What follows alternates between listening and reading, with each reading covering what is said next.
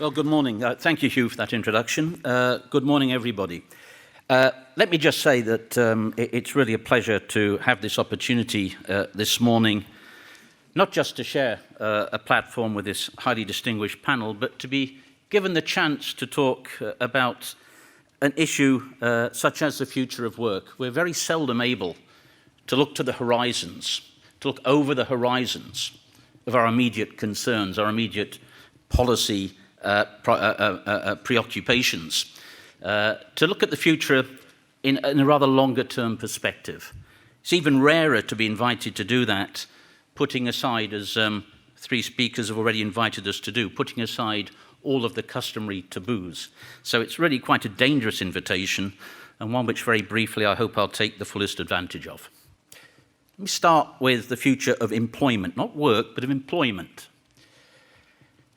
We know, as we sit in the depths of a major crisis, initially a financial crisis which has mutated into a prolonged social and employment crisis. We know that we face the challenge today of finding jobs for the some 200 million, as Angel Gurria has reminded us, who are currently without work.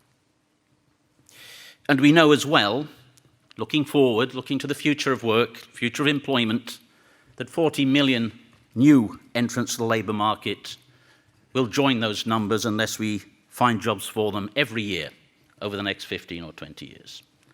Now, the first question which I think we need to put our attention to then is our attachment to the objectives of full employment. Not just full employment, in the words of the ILO, full, freely chosen, productive employment, but decent work, work of quality. Do we stand by our collective commitment and determination to bring that about?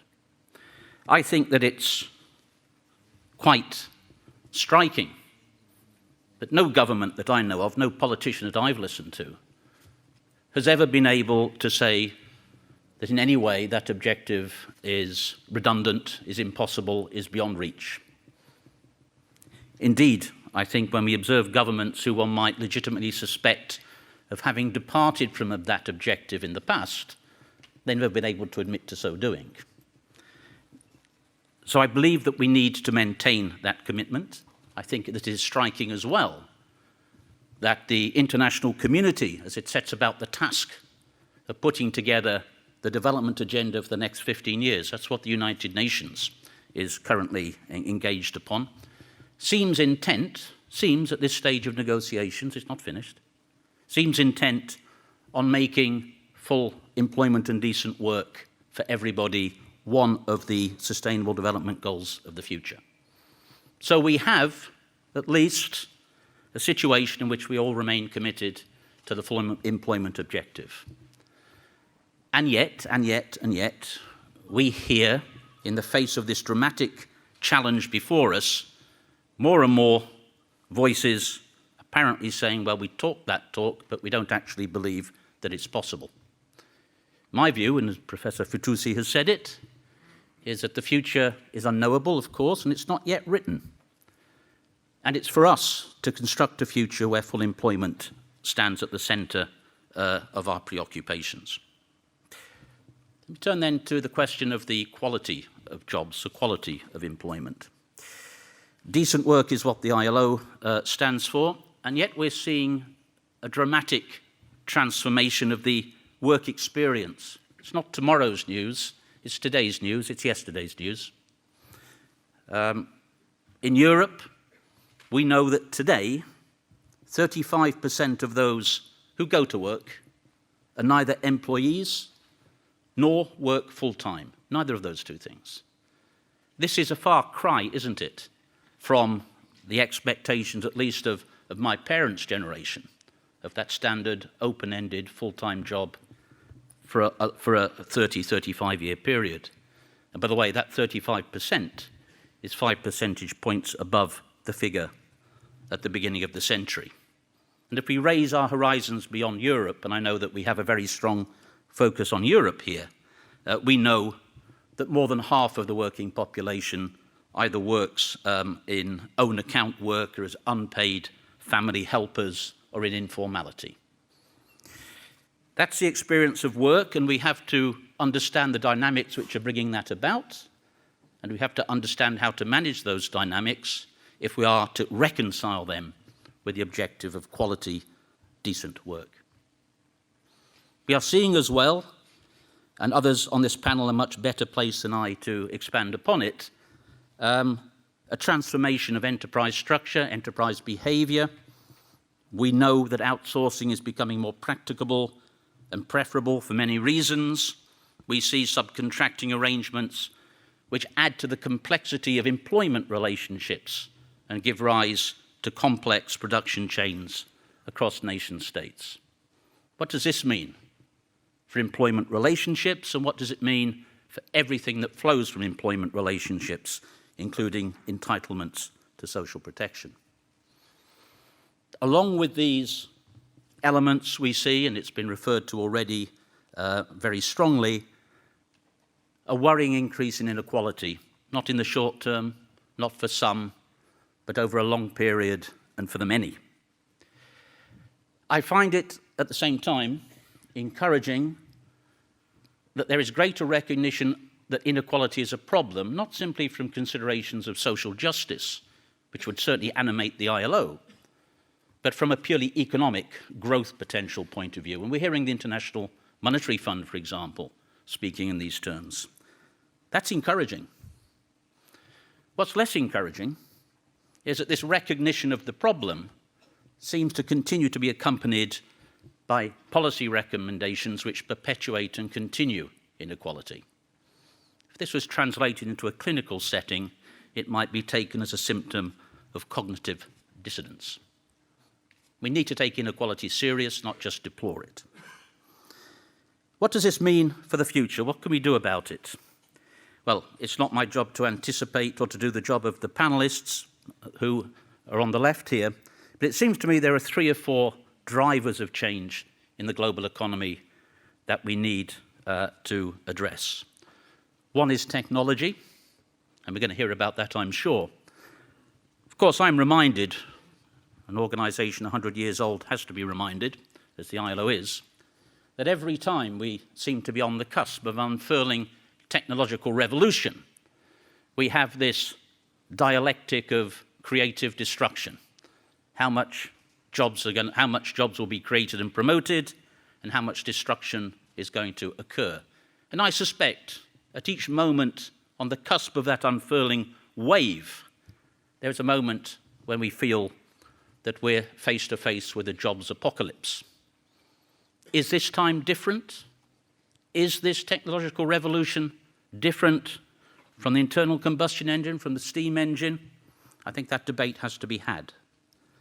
We have the question of demographics, which I won't go into, except to say that those of us in Europe should not believe that our demographics are the same as the demographics of every other region. They certainly are not.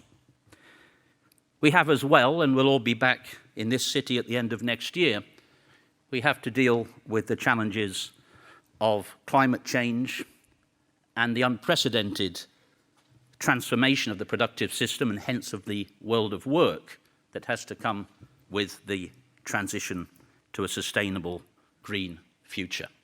Something which I think the world of work is addressing, has acknowledged as a challenge before it, but still has a long way to go before it can truly say that it has really grasped as a challenge. And lastly, and I want to finish with this, we have the onward march or not of globalization and how we manage globalization. Clearly, globalization has had an enormous impact on the actors in the world of work and hence of the future of work. I think it's fair to say as well that the multilateral system, of which the ILO, of course, is a part, is experiencing significant difficulties in its collective management of the globalization process. We see that in the field of trade. I suspect we're going to see it in the field of climate change. And believe me, we feel it in the ILO as well. I just said that was the last statement. Here's my last statement.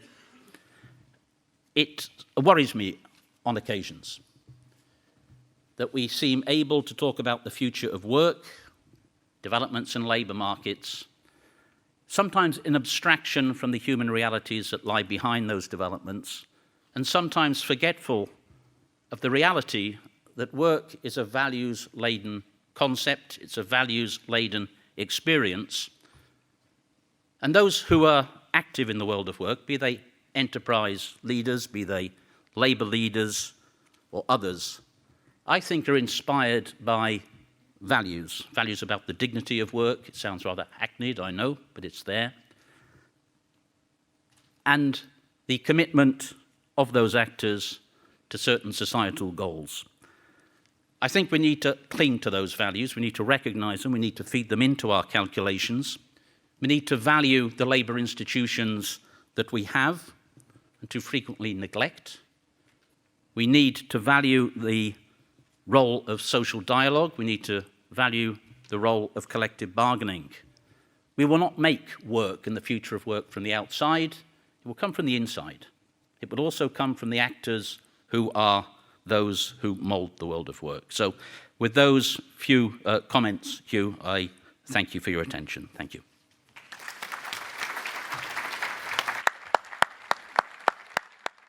We are at the end of our time.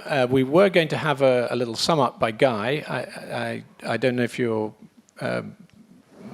prepared to do that or whether we should just draw things to a close. And I'm delighted to try. I'm sitting in front of a notice in big red letters says session finished. So yes. I'm just wondering if you want to, but in 2 minutes, if I may do that. I think it's been an extraordinarily interesting and useful session. I think we've hit on most of the big issues, not all of them. I've enjoyed the discussion about full employment, although there are clear disagreements about what it means.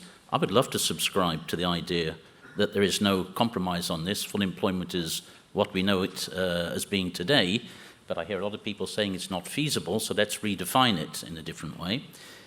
I'm glad we got on towards the end of the discussion about the nature of work, contractual relationships.